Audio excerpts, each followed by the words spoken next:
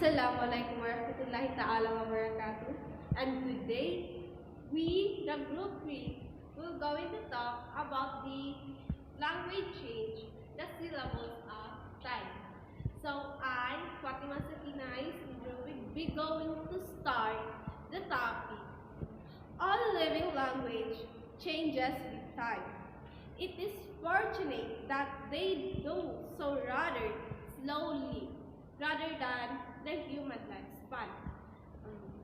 As years pass, we hardly notice any changes. Yet, if we try to listen to a radio recording that was recorded for about 100 or 8,000 years ago, we may think that the recording that we are listening was a foreign language. However, it was not a foreign language. It was our language that our ancestors used on their daily lives. So those were the words, the sentences, the phrases that they use when they're going to communicate with others are quite hard for us to understand at this period of time. So, period of spoken recording, we must also consult written records to achieve a sense of language change.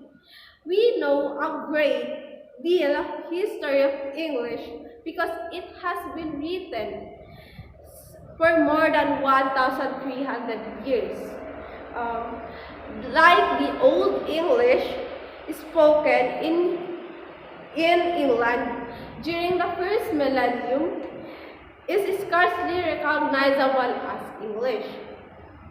At this point, there are some college courses in which Old English was referred to as foreign language.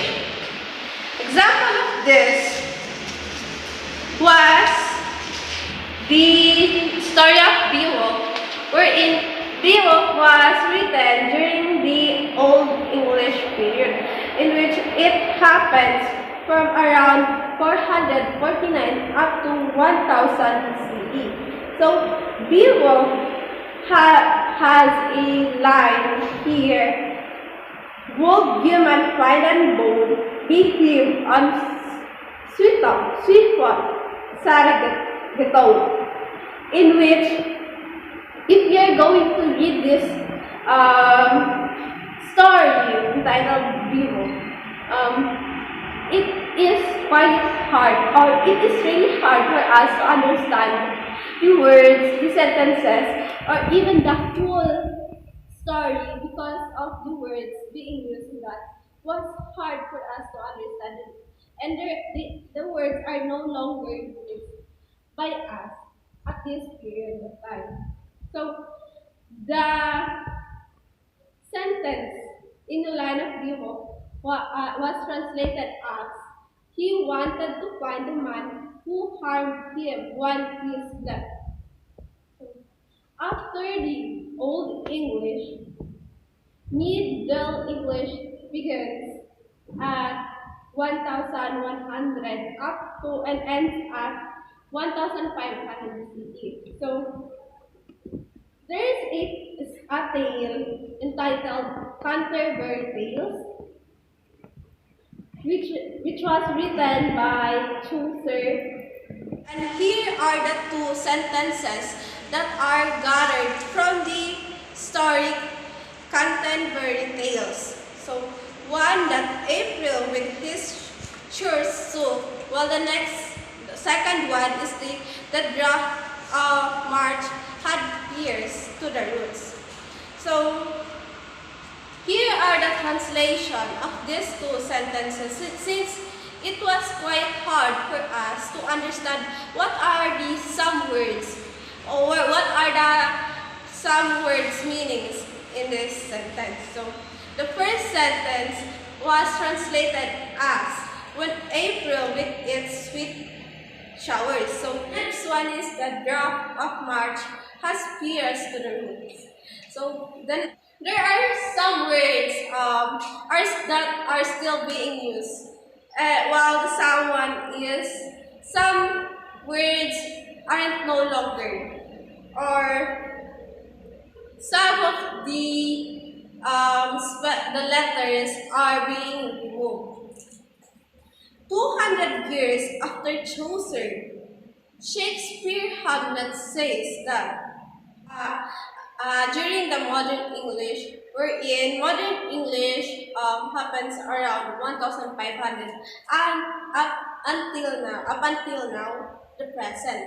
So the English that we are using now used to be called as modern English. So now let us move to the regularity of sound change. Change in historical linguistics is a change in the pronunciation of a language. It can also involve the replacement of one speech sound by different one called as phonetic change, or a more general change to the speech sounds that is called as phonological change, such as a merger of two sounds or the creation of a new words. Regular sound correspondence. The southern United States represents a major dialect area of American English. For example, words pronounced with a diphthong I in non-southern English would usually be pronounced with a monophthong A in the South.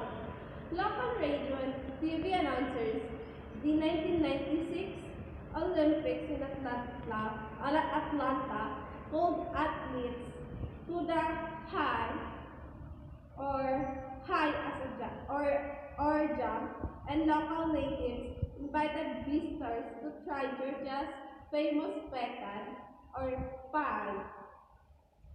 The I and A corresponds of these two dialects is an example of regular sound correspondence. So, in Middle English, a mouse was called a mouse, and this mouse may have lived in someone's house, and as house was pronounced at that time. Let us move the ancestral proto-languages. Proto-languages is the ancestral language from which related language have developed. Many modern language developed from regional dialects that became widely spoken and highly differentiated, finally becoming separate language.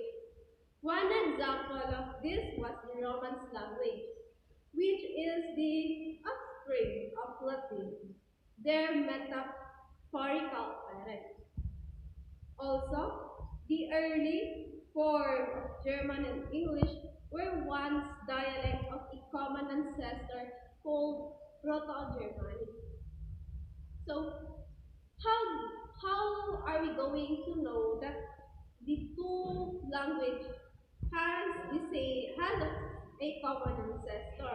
So, one clue to know that the two language have a common ancestor is the large number of sound correspondence. One example of this was the English word father, wherein when we're going to translate it into French, Spanish, and Italian language, the first words and the first letter of the word father, when we're going to translate it to these three other languages, it will start into letter P. So father in French, which was called as pere, in Spanish as padre, while in Italian, same as in Spanish, it was also called as padre. So the next English word was fish. Fish in French was called as poisson. which it starts with letter P and has the sound of letter P. In Spanish, it was pescado. Same with French word starts with letter P and has the sound of letter P. While in Italian, it was called pasta. Starts with letter P and has the sound of letter P. So now let us talk about the phonological change. So phonological change is any sound change that alters the distribution of phonemes in a language. Changes in the sequence of speech sounds making up the pronunciation of particular words are formed syntagmatic changes. Example of this was night. Night before was used to be pronounced as night and drought as drought. Yet, other cares it disappeared to be replaced by a vowel like hollow in Old English hollow.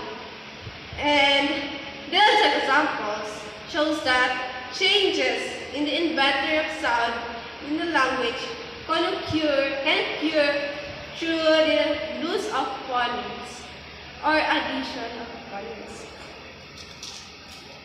Phonological rules. So, changes in phonological rules can often result in dialect differences. From this standpoint of language, as a whole, phonological changes occur gradually over the course of many generations of speakers. An example of this is the noun of house and bath, were once differentiated from the verbs house and bath by the fact the verbs are ended with the short vowel sound. So house and bath in here, though they have a vowel letters at the end, we're going to pronounce this one, the sound of the letter E at the end of these two words weren't anymore being recognized. So that's one of the phonological changes. So next is the great vowel shift. So here, the great vowel shift in the Middle English, when as time passes by, as time changes, in the modern English, some vowels in the Middle English changes. So example of this are the mice, mouse, geese, goose, break, broke, and name. So now let us move to the morphological change. Like phonological rules of morphology may be lost, added, or changed. We can observe some of these changes by comparing older and newer forms of language and by looking at different dialects. So, example of this are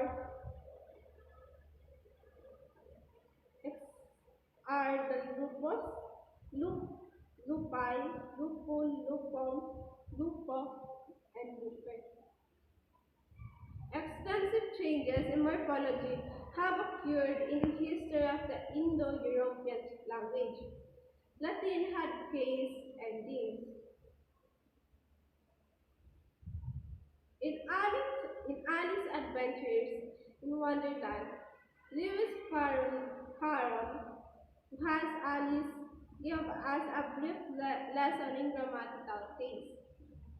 Alice has become very small and is swimming around in a pool of her own tears with a mouse and that she wishes to befriend.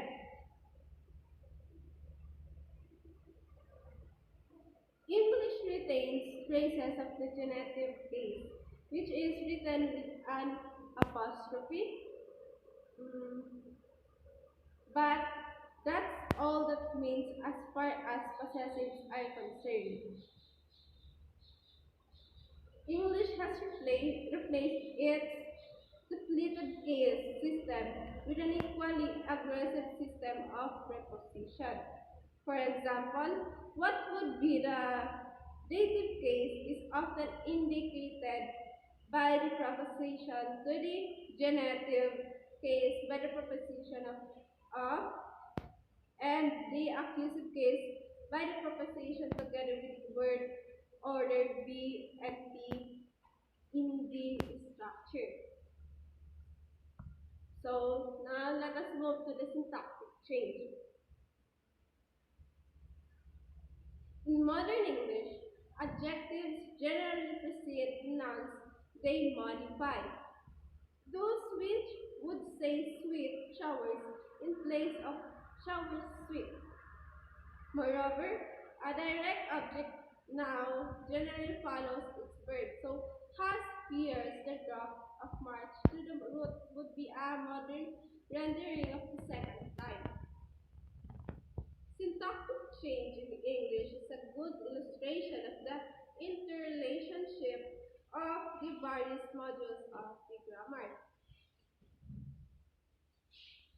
When the rich system of case ending of Old English became simplified in part because of phonological changes and in part because syntactic changes were underway.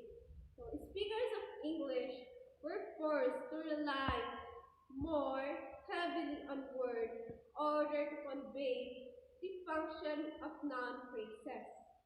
A sentence such as the man, the king, you.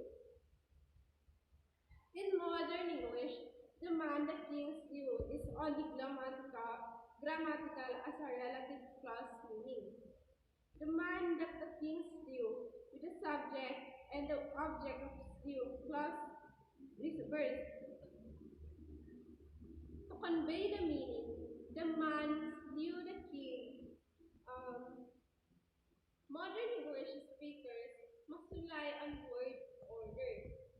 So subject, verb, object, or other syntactic devices such as the ones that generate sentences, like it was the king that the man slew.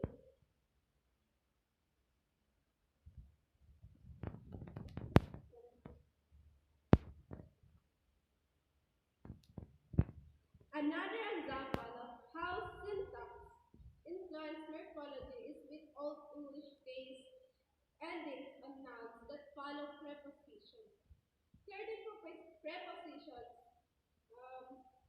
govern certain cases. For example, in Old English,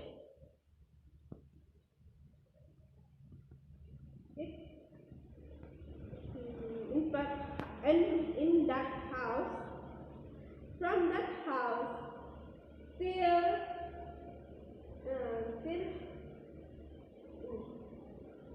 since the word order of prepositional phrases was already fixed in Old English and the meaning conveyed by the preposition, the case endings were redundant,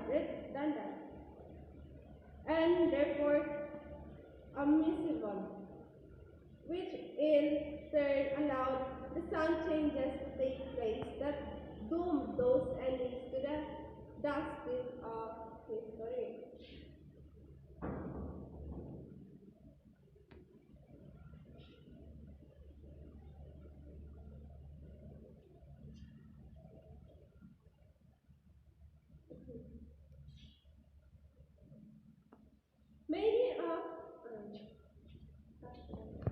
Assalamualaikum warahmatullahi ta'ala wabarakatuh. I'm Fajra Masur Mahadi.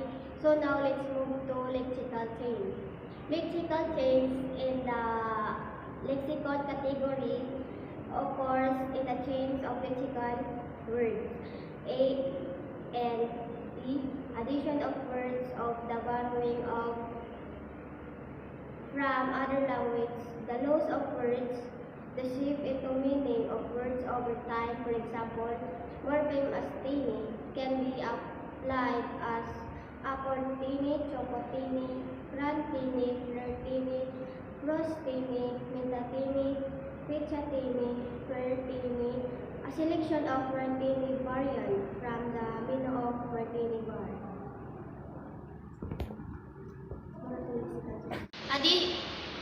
Addition is under of lexical change. One of the most obvious language change through addition of new words, unlike grammatical change, which may take generation to notice. New words are readily apparent. Societies often require new words described in technologies, sports, and entertainment.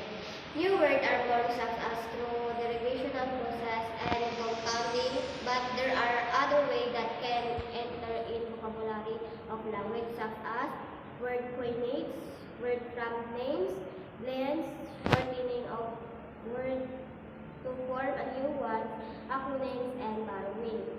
Word coinates is a totally new word are formed such as nylon, vaseline, and ban. Words from names is a word that coined from the proper names and other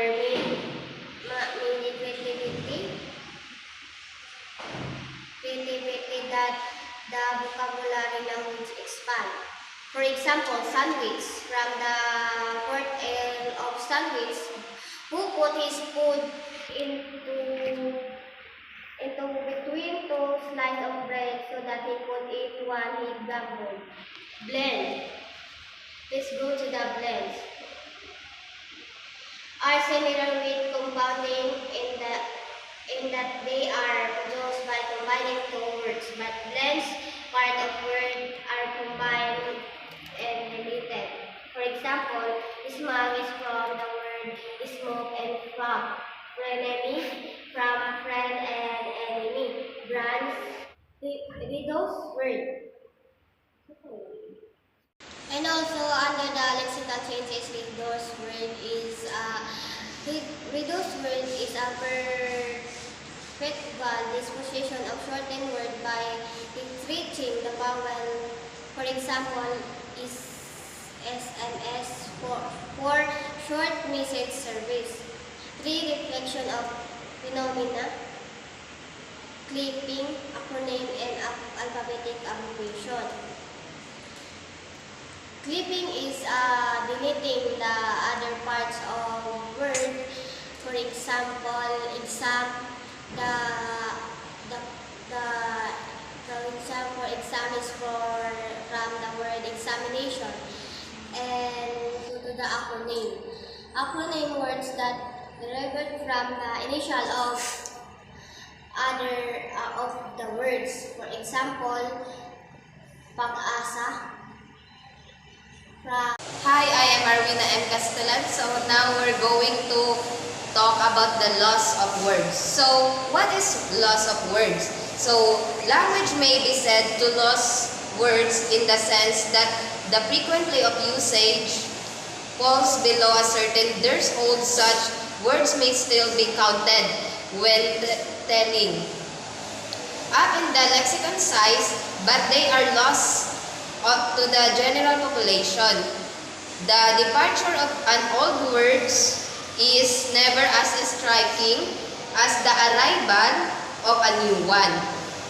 When a new word comes into vogue, its unusual presence draws attention, but a word is not lost throughout intention. Nobody thinks of it. Nobody uses it, and its usage fades away to nothing.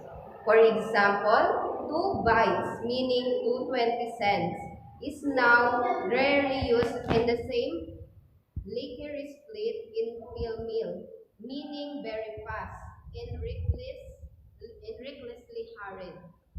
Similar words for describing rural objects are fading out of a language. as a result of urbanization. Peas, from which P is back formation, is rare, and forage, meaning boiled cereal grain, is falling out of usage. Although it is sustained by a discussion of its ideal serving temperature in the children's story Goldilocks in the Three Bears in its appearance on Harry Potter's breakfast table. Technological change may also be the cause for the loss of words. Accusator once meant sharpener of weapons, and tormentum are once meant sledge engine. Advances in warfare have put these terms out of business, but given us cruise missile in an extension of the word drone. Whiteboard is in and blackboard is out insofar as classroom teaching is concerned, although one still finds the words backboard, baggy, dog cart, handsome, shorey, and tumbler in the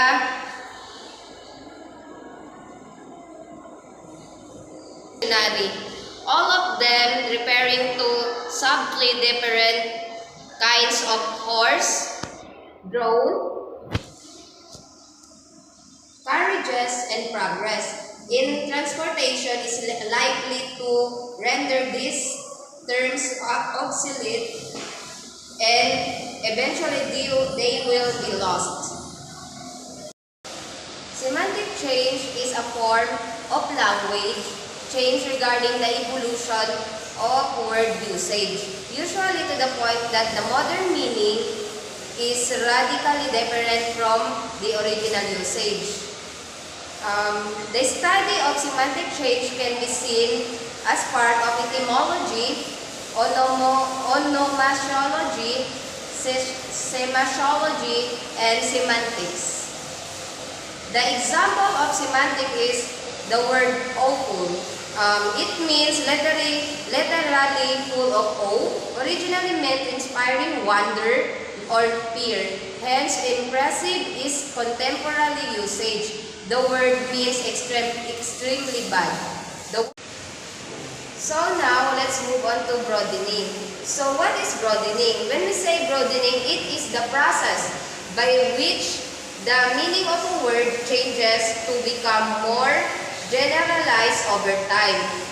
Broadening is also a type of semantic change. It is important that we first understand what semantic and semantics are.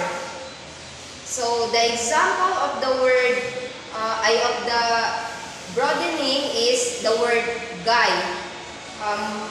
The word guy gained popularity in England following the Hill gunpowder plot led by Diodo or Guy Fawkes. Because of Fawkes' role in the plot, the word guy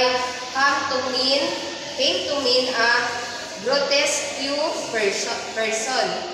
This developed over time until the word meant a man or boy. So now let's move on to narrowing. So narrowing is a type of semantic change in which the meaning of a word becomes less generalized over time.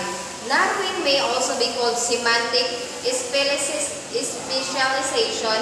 It is a common process that can occur slowly over many years. The example of this is the word Hund. The word Hund comes from the German word Hund, meaning dog. It was then traditionally used to refer to any type of dog in English. Also, however, the centuries as the English language developed, the meaning narrowed until it was only used for dogs and related to the action of hunting, using breeds like beagles and like hands. The second example is the word meat. The word meat was undergone semantic narrowing over the years. The word originally just meant food. In time, this meaning grew to become more specific until the word meat was only used for one type of food or the flesh of an animal. Hi, I am Marcelina Ihanda, and now let's talk about the why do language change. Well, no one knows exactly how or why language change. As we have shown, linguistics change do not happen suddenly. The speakers of English did not wake up one morning and decided to use the word beef or ox meat, nor do the children of one particular generation grow up to adopt a new words. In the older generation may be using certain rules optionally. For example, at certain times they may say it's I, and the other times it's me. The less formal style is usually used with the children who, as the next generation, may use the only me form of the pronoun in this construction. In such cases, the grammar will have changed. And so let's move on to the assimilation and analogic change. One of the plausible sources of change is assimilation, an ease of articulation process in which sounds influences the pronunciation of an adjacent or nearby sound. Example, English handbag, canonically handbag, is often pronounced handbag in rapid speech because the M and D sounds are both bilabial consonants and their places of articulations are similar. However, the sequence phonemes D and B has different places but similar manner of articulation and voice stop, and is sometimes elided, which sometimes causes the canonical N phoneme to assimilate to a M phoneme before the B phoneme. The pronunciation handbag or handbag are however common in normal speech. So let's move on to the analogical change. Analogic change is a generalization of rules that reduces the number of exceptional or irregular morphemes. It was by analogy to plow or plows and bow to bows, and that speakers started saying cows in plural form instead of the earlier plural kind. In effect, the plural rule became more general. So the plural making continues to undergo an analogic change. The plural forms of parrot like agendum, agenda, curriculum, curricula, memorandum, and memoranda are being replaced by regular plurals by many speakers like agendas, curriculums, and memorandums. So the past tense rules is also undergoing generalization by analogy, bake, and bake. Many children and adults now say, I wake last night instead of I woke last night.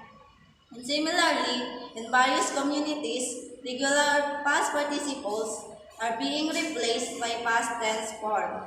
Example, instead of I have gone or I have driven, speakers of these dialects say I have went and I have drove.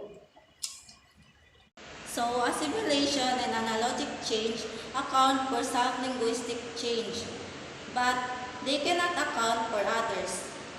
Simplification and regularization of grammars occur, but so does elaboration or complication. Old English rules of syntax become more complex, imposing a stricter word order on the language. At the same time, in that case, endings were being simplified. A tendency towards simplification is contracted by the need to limit potential ambiguity. Much of language change is a balance between the two.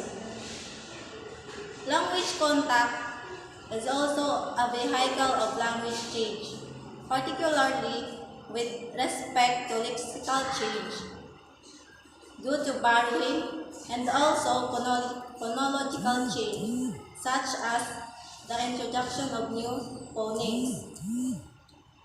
As we showed earlier, B phoneme came into English owing to its intimate contact with French following the Norman invasion. Many factors contribute to linguistic change: simplifications of grammars, elaboration to maintain intelligibility, borrowing, and so on. Change are actualized by children learning the language who incorporate them into their grammar. The exact reason for linguistic change are still elusive, although it is clear that the imperfect learning of the adult language by children is a contributing factor. Perhaps language change for the same reason all things change. It is the nature of things to change. As Heraclitus pointed out centuries ago, all is flux. Nothing stays still, and nothing endures but change.